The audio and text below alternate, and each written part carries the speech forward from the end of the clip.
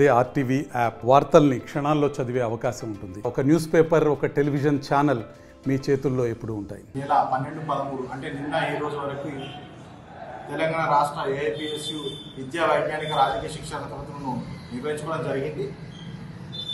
ప్రధానంగా మరి విద్యార్థులందరూ కూడా, ఈ ప్రతినిధులందరూ కూడా నిన్న ర్యాలీగా పెద్ద ఎత్తున ఈ ప్రెస్ క్లబ్కి వచ్చి మరి జెండావిష్కరణతో మొదలై మరి అమరవీరులకు సంతాపం తెలియజేసి మరి ముఖ్య అతిథిగా ఇచ్చేసినటువంటి రాష్ట్ర కార్యదర్శి ఆర్ఎస్పీ పార్టీ రాష్ట్ర కార్యదర్శి జానకిరాములు గారి ప్రసంగంతో ప్రారంభమైనటువంటి శిక్షణ తరగతులు మరి ఈ రోజు కూడా నిరంతరాయంగా కొనసాగుతున్నటువంటి పరిస్థితి.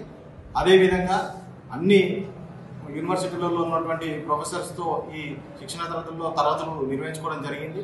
ప్రధానంగా భావవాదం, భౌతికవాదం, ప్రపంచీకరణ, అదేవిధంగా కేంద్ర రాష్ట్ర ప్రభుత్వాలు విద్యారంగం పట్ల అవలంబిస్తున్నటువంటి విధానాలు, వాటి విషయంలో విద్యాసంఘంగా మనం కర్తవ్యాలైనటువంటి అంశాలు తదితర అనేక అంశాలను తీసుకొని తరగతులు నిర్వహించుకోవడం జరిగింది.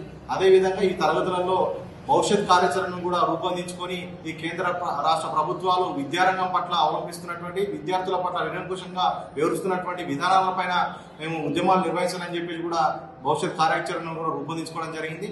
అదేవిధంగా ఈ శిక్షణ తరగతుల్లో ఈ తాత్కాలికమైనటువంటి ఒక కమిటీని కూడా మేము ప్రకటించుకోవడం జరిగింది.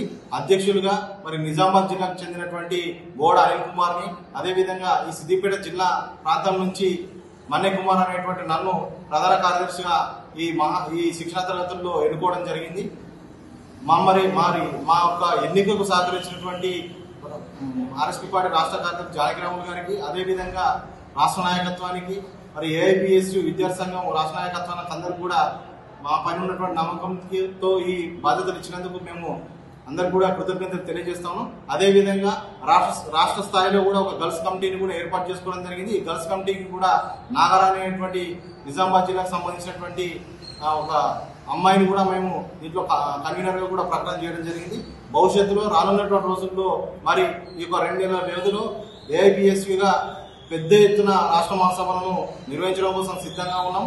మరి రానున్నటువంటి రోజుల్లో తేదీలు ప్రకటించి పెద్ద ఎత్తున ఈ మహాసభలను కూడా నిర్వహిస్తామని చెప్పి, అదేవిధంగా జాతీయ నాయకత్వము, అదేవిధంగా ఆర్ఎస్పీ పార్టీకి సంబంధించినటువంటి ఎంపీ, జాతీయ కార్యదర్శులు అందరినీ కూడా పెద్ద ఎత్తున పిలిపించి ఈ యొక్క కార్యక్రమాలను విజయవంతం చేయడం కోసం మేము భవిష్యత్తులో కార్యాచరణ రూపొందించుకున్నాం.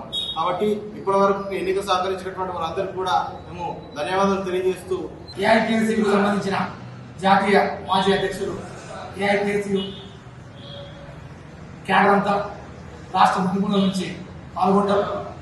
పార్టీ రెవల్యూషనరీ సోషల్ పార్టీ జాతీయ ప్రధాన కార్యదర్శి మనోజ్ భట్టాచార్య పాల్గొనడం జరుగుతుంది. కాబట్టి ఈ మహాసభను డిసెంబర్ నెలాఖరులో పెద్ద ఎత్తున జరిపి అక్కడ ఫుల్ఫిల్ కమిటీని ఎన్నుకోవడం జరుగుతుంది. ప్రస్తుతం ఏంటంటే కమిటీని ప్రకటించడం జరిగింది. గతంలో కమిటీలు ఉన్నాయి.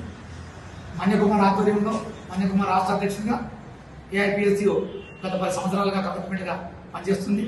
మన్యకుమార్ నాయకత్వంలో ఏఐపిఎస్యు రాష్ట్ర మహాసభ జరపాలని నిర్ణయించడం జరిగింది. నూతనంగా ఎన్నికైన ఏఐపిఎస్యు తెలంగాణ రాష్ట్ర ప్రధాన కార్యదర్శి మన్యకుమార్ గారికి, అదేవిధంగా ఏఐపిఎస్యు అనిల్ గారికి, అదేవిధంగా ఏఐపిఎస్యు గర్ల్స్ కు సంబంధించిన ఒక కన్వీనర్ను ఎన్నుకోవడం జరిగింది. గర్ల్స్ కన్వీనర్గా నాగరాణిని తెలంగాణ రాష్ట్ర గర్ల్స్ కన్వీనర్ ఎన్నుకోవడం జరిగింది. ఈ కమిటీలను నిజామాబాద్లో జరుగు జాతీయ రాష్ట్ర మహాసభలో ఫుల్ఫిల్ కమిటీని ప్రకటిస్తాం త్వరలో. అయితే అంతకంటే ముందు మాది యూటీయూసీ జాతీయ మహాసభ 11వ జాతీయ మహాసభలు తమిళనాడు సేలంలో సెప్టెంబర్ 1, 2, 3 తేదీలలో 2024 ఇదే సంవత్సరం జరగబోతున్నాయి. ఆ యూటీయూసీ మహాసభలో కూడా మేము ట్రేడ్ యూనియన్ కమిటీని కూడా ఎన్నుకోవడం జరిగింది. అందులో కె శివాజీ తెలంగాణ రాష్ట్ర కన్వీనర్గా, ఆంధ్రప్రదేశ్ యూటీయూసీ కన్వీనర్గా ఏ శ్రీనివాసులు ఎన్నుకోవడం జరిగింది. అందులో భాగంగానే ఈ యూటీయూసీ మహాసభలో కూడా మా ఏఐపిఎస్యు జాతీయ రాష్ట్ర అధ్యక్షులు, ఏఐపిఎస్యు ప్రధాన కార్యదర్శి మన్యకుమార్ గారు సేలం మహాసభలో పాల్గొంటారు.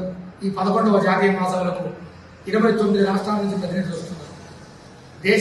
విదేశాల నుంచి ఆహ్వానితులు వస్తున్నారు. కాబట్టి ఈ మహాసభలు చాలా ప్రతిష్టాత్మకమైన నిర్ణయాలు తీసుకుంటారు. ఈరోజు భారతీయ జనతా పార్టీ 2వ అధికారంలోకి వచ్చి BSNL లో పనిచేసి 40,000 మంది కార్మికుల్ని రోడ్డు పాలు చేసింది. ఎల్ఐసిని ప్రైవేట్ పరం చేసింది. అదేవిధంగా కార్మిక చట్టాలను తనకు అనుకూలంగా మార్చుకుంది. అదాని అంబానీ లాంటి వాళ్ళను ఈ బీజేపీ ప్రభుత్వం తెరమీద తెచ్చి ప్రపంచ బ్యాంకు తొత్తుగా మారింది. భారతదేశంలో 13 లక్షల కోట్ల రూపాయల రుణాలను అదాని అంబానీ మాఫీ చేసి లబ్ధి చేకూర్చింది.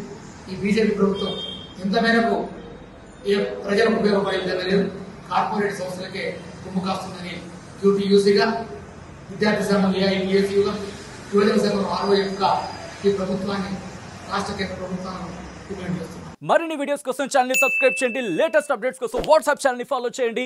అండ్ లింక్ డిస్క్రిప్షన్ లో ఉంది.